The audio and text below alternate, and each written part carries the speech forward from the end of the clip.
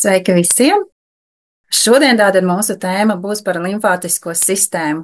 Es gribu iziet cauri, paskatīties, kas tad ir šī limfātiskā sistēma, kādu ietekmi viņa dod uz mūsu veselību. Un, protams, paskatīsimies, ja no gadījumā mums ir nepieciešams, tad kā mēs varam šo te limfātisko sistēmu attīrīt.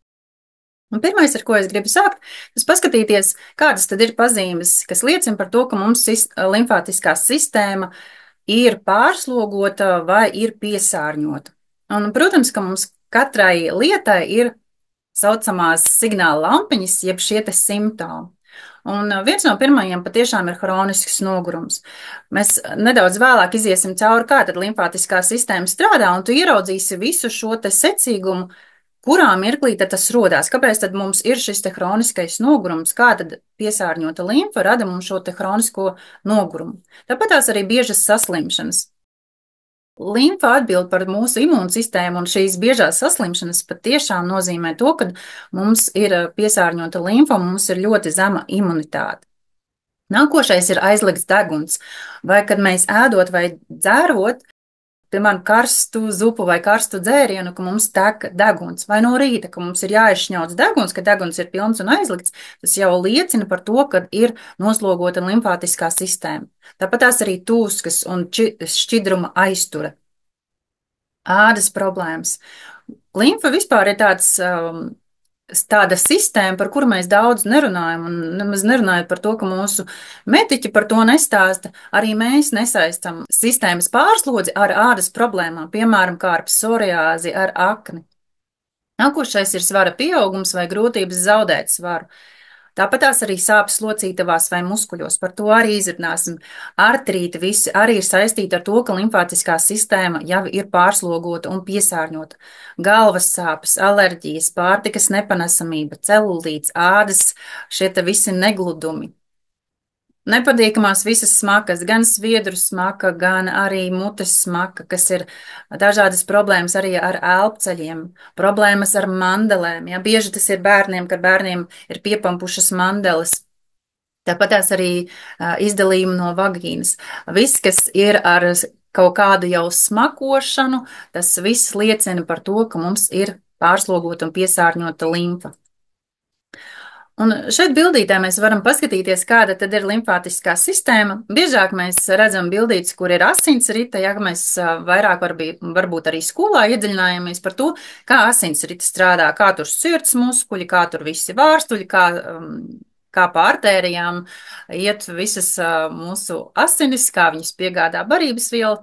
Bet limfātiskajā sistēmā mēs bieži vien nemaz neiedziļinamies un nemaz nezinām, kā tā limfa strādā. Bet principā limfa ir mūsu galvenā atbildīgā par imunitāti. Ja mēs varētu pat teikt, ja mums ir tīra limfa, tad mums ir brīnišķīga imunitāte. Limfa mums plūst no apakšas uz augšu, un viņai nav sava pumpja. Asinsritē ir savs pumpis, kas ir sirds, tad limfātiskajai sistēmai nav savs pumpis, bet mūsu muskulatūra kustina limfātisko sistēmu.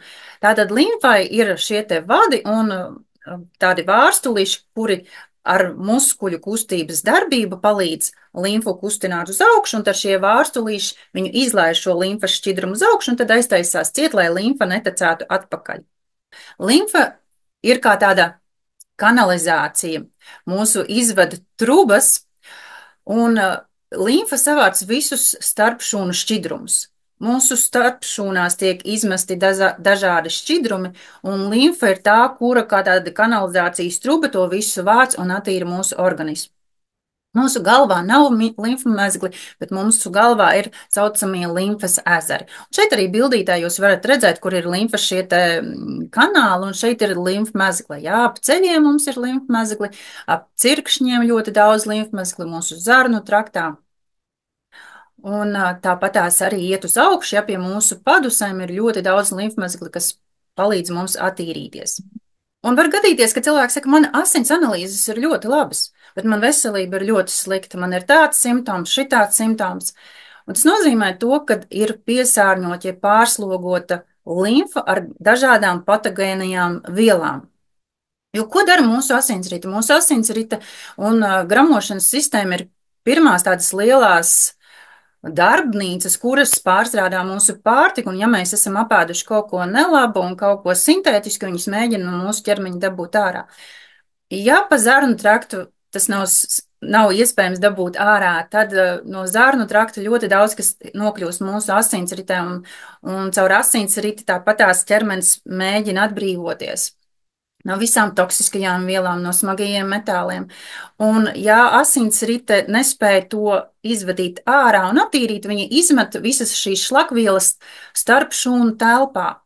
Un starpšūnu telpu tātad par to atbild limfa, un viņa mēģina atkal to visu tīrīt ārā. Un tāpēc bieži vien ir tā, ka asinsrite ir spējīga no visām tām E-vielām, toksiskajām vielām tikt vaļā, viņi izmet starpšūnu telpā, un asins analīzes ir labas, bet cilvēkam veselība ir ļoti slikta. Un paskatīsimies vēl vienu bildīti.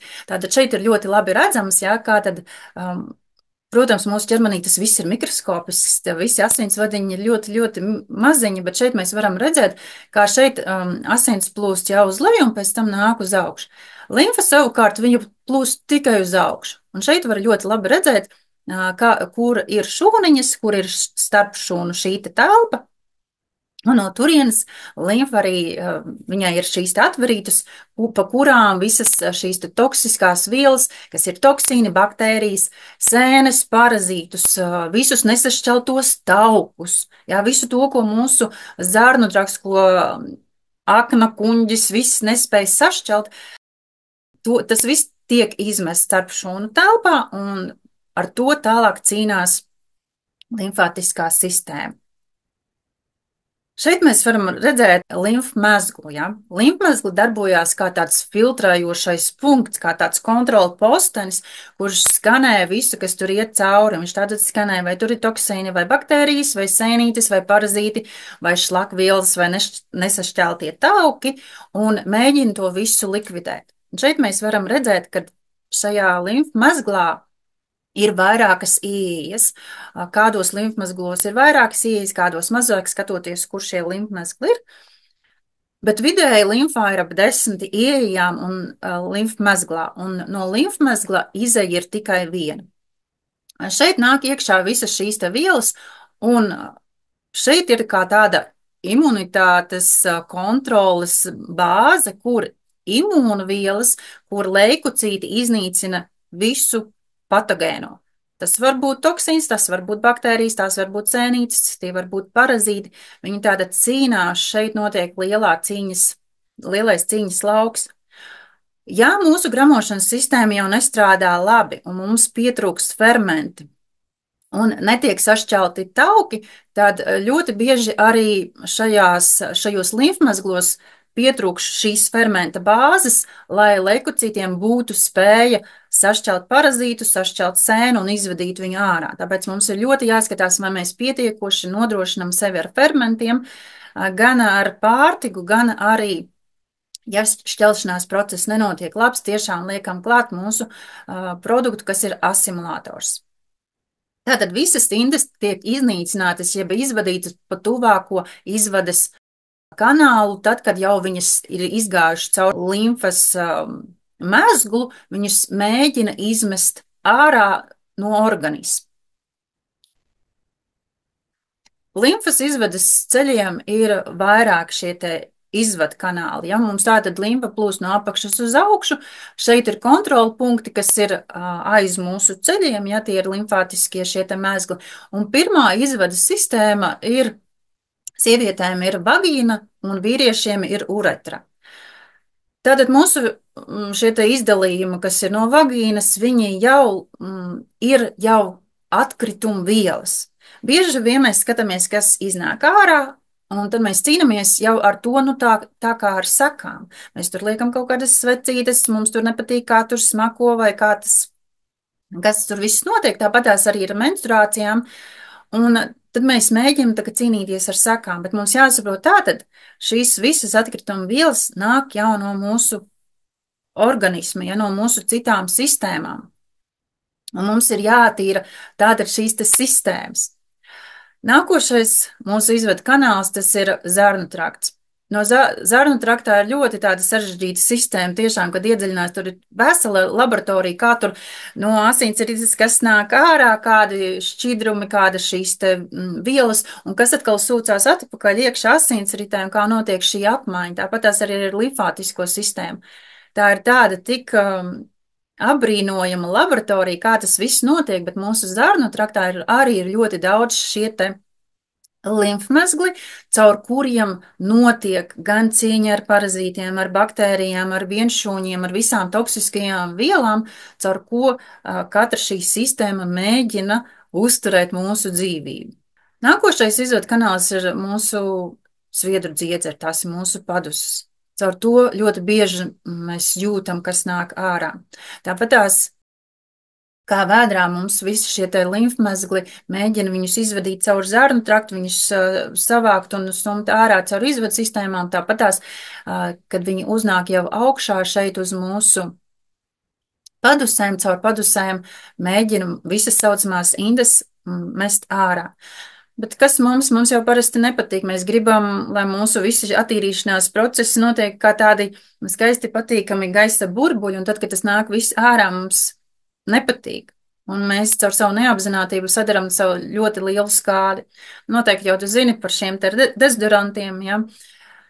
Ka nekādā gadījumā mēs nedrīkstam bloķēt šos izvadu kanālus, izvadu sistēmu ar dezodorantiem, ir sevišķi ar 24 stundu dezodorantu iedarbību. Un šobrīd es pat dzirdēju, ka esot tāda dezodoranti, kas uz 7 dienām visu bloķēja.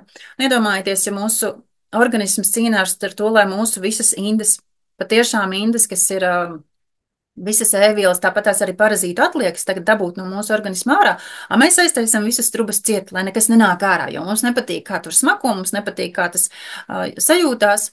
Un tad, sākās sievietēm ļoti bieži šīs te visas krūtīs, visas problēmas, cistas, osteopātijas, tas viss ir, tāpēc, ka mēs lietojam toksiskās vielas, lai nobloķētu un lai mūsu limfai vairs nav, kur šīs atkrituma vielas likt ārā. Nākošā izvadu sistēma ir deguns. Arī ļoti interesanti, ko mēs nekad nesaistam. Lielākoties vienkārši dēļ tā, ka mums nav šīs informācijas, arī ka mūsu bērni saslimst. Mums liekas, ka mums kaut kādas iesnas, ka mēs kaut ko tur saķērām, un patiešām mēs arī saķērām.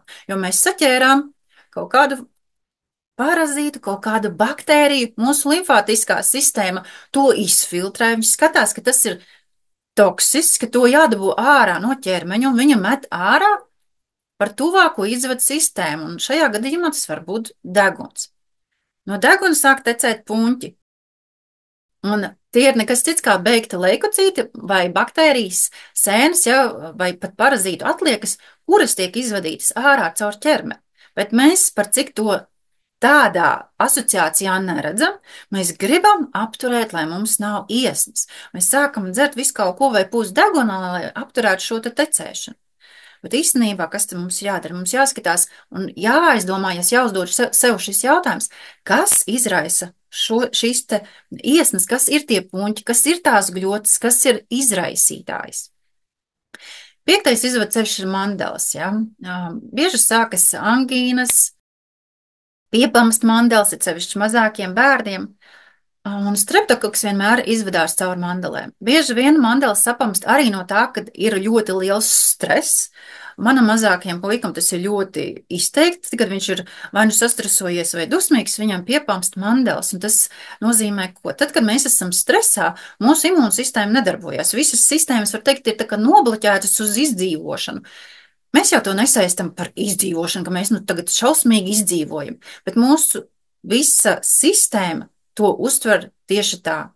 Un šajā mirklī var piepampt mandelas, un ja mēs tajā mirklī aizskrienam pie sistēmas ieliktajiem cilvēkiem, tad bieži vien mēs sadaram briesmīgas lietas attiecībā uz mūsu veselību. Mandelas tiek izgrieztas, izrautas, arī šeit šie te degunā, jā, tie adenoīdi tiek likvidēti. Un mēs izdarām sev milzīgu lāča pakalpojumu ar to, ka mēs likvidējam tos kontrolu punktus, kas cīnās tā vietā, lai mēs stiprinam imunitāti un attīram organismu, lai tas funkcijas spētu pareizi strādāt, mēs viņas likvidējam. 6. izvadu ceļš ir balsana. Tātad visi šie Hroniskie laringīti vai faringīti, tam cilvēkam ar šīm diagnozēm ir hroniska sēnīša infekcija vai streptokoks. Tātad arī, ja mēs to saprotam, kad izraisītājs ir sēnīša infekcija vai streptokoks, tad mēs necīnīsimies un mistiski kaut ko neārstēsim, ka mēs sapratīsim, tas man ir jāārstē, vai tas man ir jādabū ārā no sava organisma. 7. izvadceļš ir traheja. Bieži cilvēkiem moka klaps, tas ir tas pats, ko mēs jau runājam par parazītiem, kad viņi kairina mums vienmēr ir kaut kas, kas ir kā izraisītājs, un tās ir šīs mikroskopiskās vai arī lielākas dzīvās būtnes, sēnes parazīti, vienšūņu baktērijas, kuras ir kā perēkļu vai infekciju ierosinātājas. 8. ir bronhi, tātad, ja ir bieža bronhīti, atkal mēs saprotam, kad ir visa šī sistēma pilna. 9. ir plaušas, plaušu karsoņi, asmas. Jā, kas tad ir šis plaušu karsonis? Tu izraisa limfmezglu nosprostošanās ar baktērijām un sēnītēm. Bronhiālā asma nav alerģiska patoloģija, tu izraisa bronhu dziļo limfmezglu nosprostošanās ar sēnītēm un baktērijām. Tāpatās arī psoriāze vai visi, kas ir ar ādu saistītās problēmas. Tā ir pilnīga limfātiskās sistēmas necaurlaidība, ko izraisa sēnīti un parazīti. Tā tos burtiski ir sacementējusi, ka vairs nevar ne caur vienu sistēmu izvadīt un tiek atvērtas tā saucamās avārijas lūkas, ka cilvēkam jau caur gan locītavās, ja, kur ir šie limfmezgli, bieži vien metās dažādas šīs te psoriāzes, egzēmas galvā, ja, galvas ādā. Sejā tāpatās, kur ir limfmezgli mums zem acīm, ja, šie te ezeriņi, tur tāpatās ir kaut kādi gan uz plakstiņiem metās, gan uz elkoņiem, ja, kur mums ir ādas problēmas. Tas nozīmē to, ka tie ir tie simptomi par to, ka jau ir atvērtas avārijas izejas. Tad iedomājieties, cik viss ir piešlakots, cik viss ir aiztaisīts ciet, ja tiek atvērtas jau avārijas izlejas, lai vispār kaut ko šo te visu toksisko no cilvēka dabūtu ārā. Galvā mums nav šo te limfmezglu, ja, bet tur ir šie te limfātiskie ezeriņi, kuri atbild par mūsu attīrīšanos. Paskatieties, kā limfa strādā. Viņa plūst uz augšu, un pēc tam visu to, ko limfa ir spējusi attīrīt, vai arī nav spējusi attīrīt, tas ienāk šeit augšā ir tādi 2 punkti, kur limfātiskā sistēma ievada visu atpakaļ asinsritē. Un tas viss ir tā saistīts. Mūsu asinsrite saistīta ar gramošanas sistēmu, ar mūsu zarnu traktu. Limfātiskā sistēma tāpatās. Visas šīs sistēmas mēģina cilvēku glābt, attīrīt no visām tām indēm, ko mēs apēdam, ko mēs ieelpojam. Tāpēc, ja limfa nav spējusi attīrīt, viņa atkal to darbu iedod asinsritei atkal tiek dots papildus sloks, mūsu asins kļūst biezas, mēs jūtamies noguruši, un tāpēc šeit jūs varat redzēt, kur ir tā saistība, kā viena sistēma ir saistīta ar otru, un viņas nevar atdalīt, un nevar pateikt, nē, asinsrite man ir super, limfātiskā sistēma, lai viņi tiek galā, kā viņi grib. Viņas viena otrai palīdz darboties. Kādas tad ir kļūdas attiecībā uz limfātisko sistēmu? Pirmkārt, ja mēs saprotam, ka limfa tek no apakšas uz augšu, patiešām šīs te masāžas mums, es domāju, ka arī tev patīk masāžas, un tad mēs aizējam pie kāda masiera, lai mūs izmasē. Mums tiešām ir jābūt apzinātiem izvēlēties masieru, kurš saprot, kā tek limfa, kad masāža jāsāk no kājām uz augšu. Lai nav otrādāk, lai mēs netraumējam šos te limfmezglus, lai limfātiskās sistēmas attice netiek fiziski traumēta, bojāta.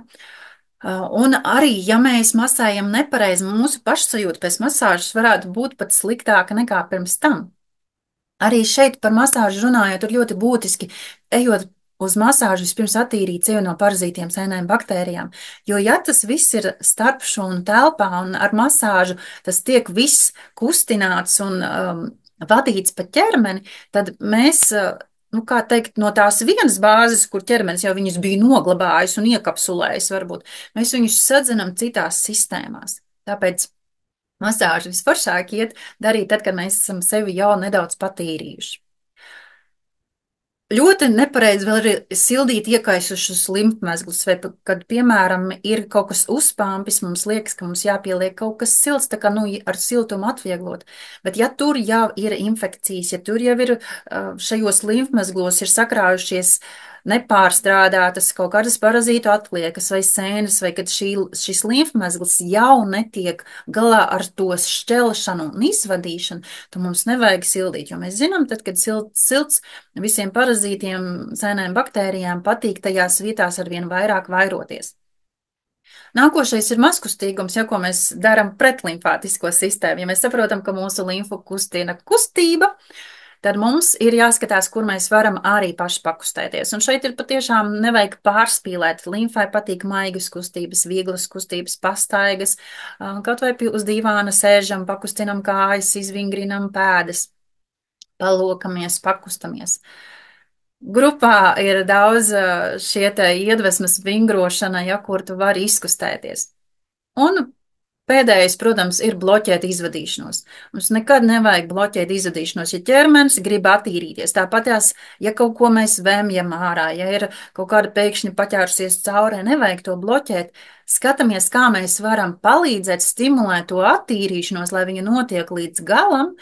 Un tad mūsu ķermenis ir dabūjis to ārā. Viņam nevajadzēs likt kaut kādās sistēmās, kaut kādās kabatās starp šūnu telpās visu to kapsulēt, jo viņš vienkārši nav spējīgs to dabūt ārā no organisma. Par šiem te adenoīdiem un mandelēm. Ja mēs viņus izgriežam, tad organisms zaudē vienu no pirmās aizsardzības līnijām pret infekcijām, kas bieži noved pie hroniska laringīta un bronhīta attīstības. Adenoīdi un mandeles kalpo kā filtrs, kas uztver baktērijas un vīrusus, neļaujot tiem iekļūt dziļāk elpceļos. Tātad šie ir tie postaņi, kuri mums palīdz, un tā vietā, lai viņus likvidētu, mums viņi ir jātīra. Gribu vēl paskatīties uz tūskainību, jau uz locītavām, kas ir ļoti bieža problēma. Ja mēs paskatāmies uz šo te locītavu, citreiz cilvēkiem liekas, ka viņam sāp locītavas, ka viņiem tur kaut kāds nervs iespiest, bet bieži vien šajās locītavu kabatās šis te šķidrums, kas ir, viņš ir toksisks, šī limfa, viņa nav attīrījusi šo starpšūnu šķidrumu, un viņš ir kā tāds purvs sastāvējies. Tad, kad mēs nekustamies, mēs jūtamies stīvi, tāpēc, ka mums nekustās limfa, nenotiek šī te attīrīšanās.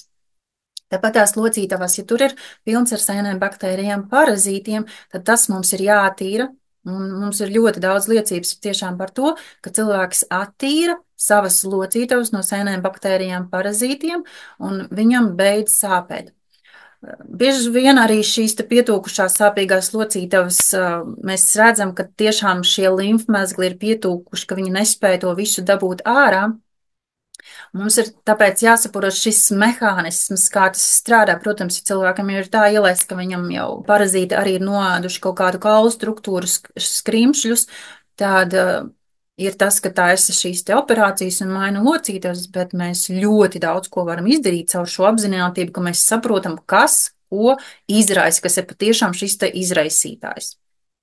Tāpat tās ādas slimības, psoriāzes. Jūs paskatāties arī šeit bilde, tas ir tur, kur ir limfmezgli, ja šie te elkoņu limfmezgli nevar ne caur kurieni dabūt ārā, un tas jau viss ir tā piesārņos, gan asinsrite pilna, gan zarnu trakts ir pilns ar visiem šiem toksiskajiem gan atkritumiem, gan parazītiem, sēnēm, baktērijām, tad veidojās šādi te avārijas izejas, kur caur ādu jau notiek attīrīšanās.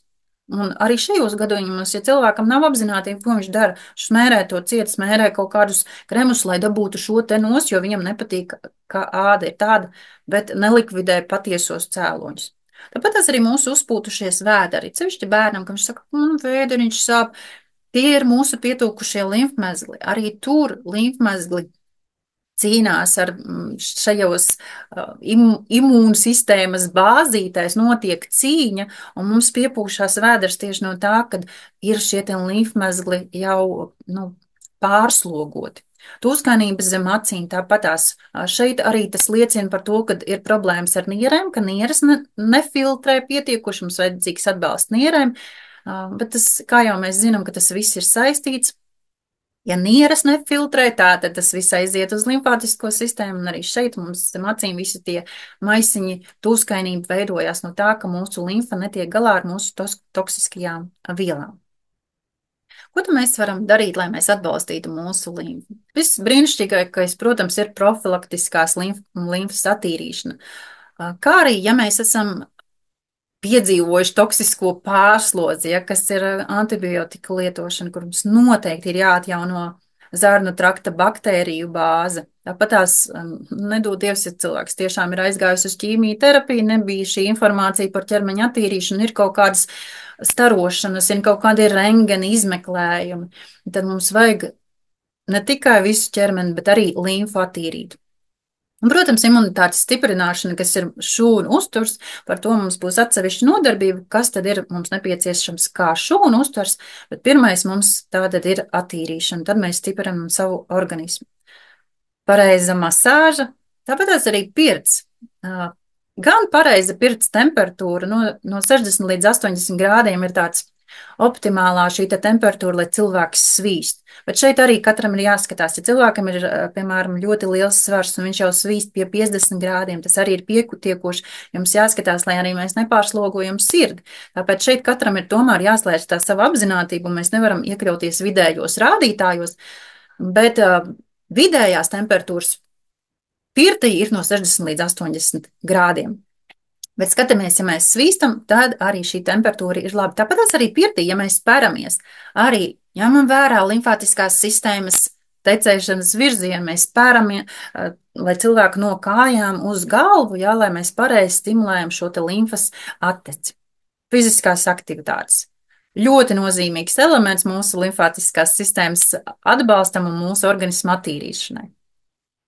Būtiski, protams, ir arī apzināties, ka tur, kur lai mums nav jātīra un jāmēž viss ārā vai jādomā, kā mēs dabūsim to ārā, tas ir nepiesārņojums. Tāpat tās kā mūsu fiziskajā plānā, ja mūsu dzīvoklī mājā, mēs nepiesārņojam, bet uzturam kārtību. Tāpat tas arī ir organismu, jo mums lielāka apzinātība, jo mēs vairāk skatīsimies, nebāzīsim visu to iekšā, jo ja mūsu zarnu trakts mums liekas, ka viņš vēl gan jau sagramos, gan jau izdabūs to bulciņu ārā vai to desu, ja, kur vispār nav zināms, kas tur ir iekšā.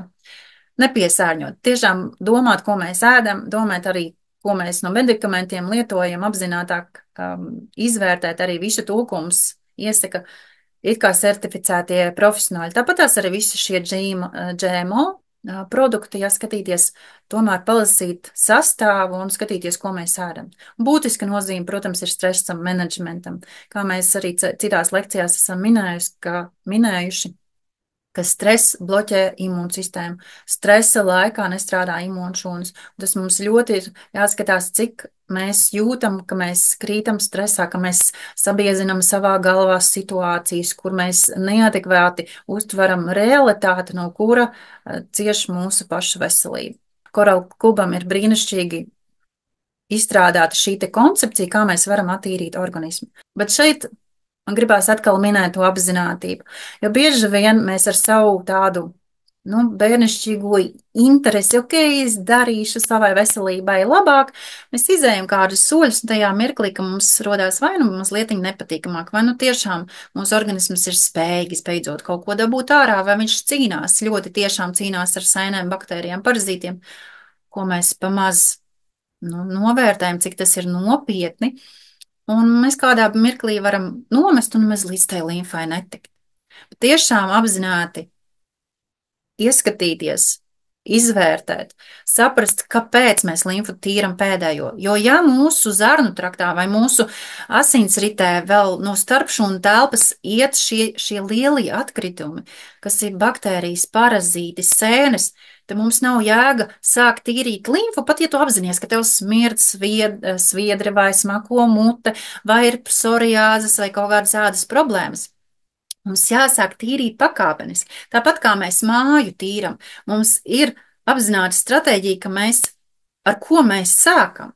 Ja? Ka mēs nesākam mazgāt ar slapju lupatu grīdas, ka tur vispār mētājās reāli milzīgie kaut kādi atkritumi. Mēs vispirms tos dabūnām ārā, tāpēc arī šeit ir zinātniski izstrādāta šī te veselības koncepcija, kāpēc tieši šādā secībā mums ir jātīra mūsu organisms, ka tad ir vislabākie šie te rezultāti. Un limfas attīrīšanai arī ir sava schēma, sava sistēma. Ja tā tad mums ir produkti, ko mēs lietojam 1 stundu pirms ēšanas, tad mums ir fiziskās aktivitātes, caur kurām mēs aktivizējam limfu. Tad ir mums produkts, kas ir 30 minūtes pirms ēšanas. Jā, tam ir jāvelta laiks, tas ir 1 stunda tāda apzināta darbošanās ar limfātiskās sistēmas attīrīšanu, un pēc tam mums ir pēc ēšanas. Un es nedaudz iziešu cauri katram produktam, lai tev būtu tāda skaidrāka sapratne, ko katrs dara.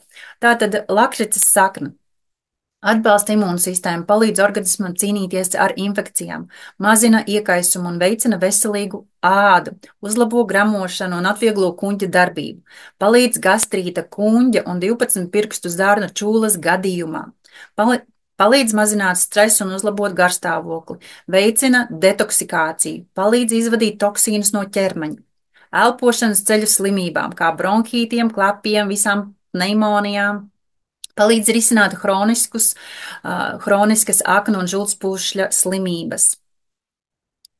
Nākošais produkts šajā limfas attīrīšanā ir Limflow. Uzlabo limfas plūsmu, veicina efektīvu detoksikāciju, samazina tūsku un uzlabo limfu drenāžu, palīdz uzlabot ādas stāvokli un veicina tās atjaunošanos, palīdz uzlabot asinsriti un vielmaiņu, veicina imūnsistēmas darbību, atbalstot ķermeni cīņā ar slimībām. Alfa, šeit jūs redzat, cik ļoti nozīmīga un brīnišķīga ir šī dabas viela, ja viņa tāda palīdz regulēt holesterīna līmeni, uzlabo asinsriti, bagātināta ir ar vitamīniem un minerālu vielām, kas palīdz uzturēt veselību, veicina gramošanās sistēmu, palīdz samazināt iekaisumu, uzlabo locītavu veselību, atbalsta imūnsistēmu, palīdzot organismam cīnīties ar infekcijām. Noguruma un paaugstinātas trauksmainības profilaksei, asterosklerozes, podagras profilaksei. Viņai ir labvēlīga iedarbība menopāzes periodā. Viņa asinsvadu sieniņas stiprina elpošanas sistēmu, tātad atbalsta. Ir ļoti brīnišķīga pie iekoisuma procesiem nierēs, ja tātad viņa to likvidē. Zobu un smaganu slimībām, alerģijas ādas slimībām, pinnēm, sēnītēm un palīdz radikulīta gadījumos. Nākošais produktiņš ir Shark Liver Oil, palīdz samazināt iekaisumu, atbalsta veselīgu sirds un asinsvadu sistēmu, uzlabo imūnsistēmas darbību, palīdz aizsargāt organismu no infekcijām, satur antioksidantus, kas palīdz novērst oksidatīvo stresu. Tāpat tās arī atbalsta locītavu veselību, mazina sāpes, uzlabo ādas veselību, palīdz novērst ādas problēmas un pātrina dziedināšanās procesu. Ļoti brīnišķīgs arī redzes pavājināšanās gadījumos, ja, kur stiprina mūsu redzi. Artišoks. Arī fantastisks produkts, kurš veicina aknu darbību, uzlabo žults ražošanu, palīdz attīrīt organismu, palīdz mazināt vēdera pūšanos, palīdz kontrolēt cukura līmeni asinīs un regulēt vielmaiņu, veicina holesterīna līmeņa samazināšanu un asinsvadu veselību, atbalsta limfātiskās sistēmas darbību, palīdz izvadīt toksīnus, labvēlīgi iedarbojas uz aknām, dažādu traucējumu vai hronisku intoksikāciju gadījumos, uzlabo gramošanas procesu, iedarbojas uz žults dzenošajiem un žults sekrecijas procesiem. Un tātad vēlreiz šeit ir šī sistēma, kura arī būs rakstiski pielikta klāt, bet princips ir tāds, ka mēs izdzeram šos 2 produktus stundu pirms ēšanas, un tad ir fiziskās aktivitātes. Nedaudz par fiziskajām aktivitātēm. Limfa, tātad jūs dzirdējāt, ka plūst no apakšas uz augšu.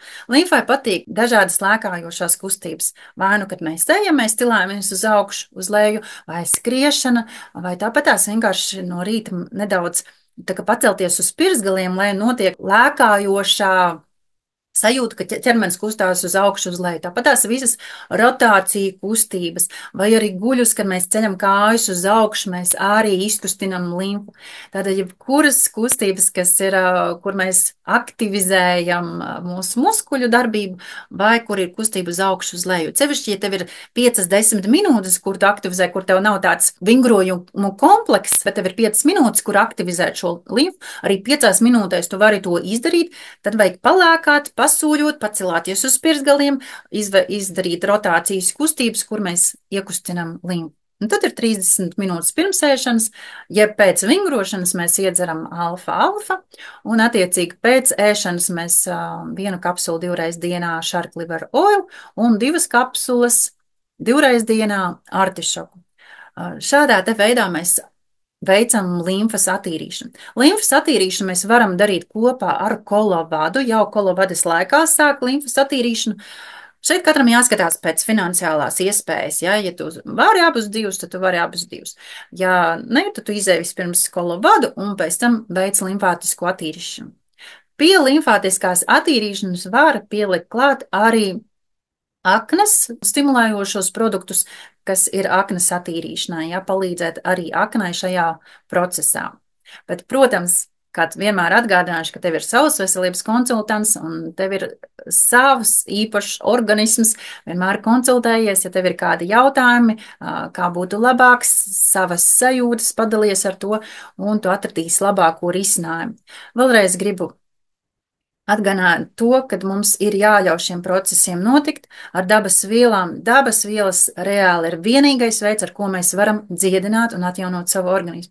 Ir kaut kādi kritiski momenti, varbūt tiešām, kur mēs esam savu veselību nolaiduši ļoti, ļoti, kur mums ir momenti, varbūt, kur ir vajadzīgas antibiotikas, bet pēc tam mums vajadzīga vesela sistēma, lai mēs savu organismu dabūtu atpakaļ ar baktēriju bāzi, ar visu to, kas mums no šiem medikamentiem ir toksisks, nokļūs mūsu organismā.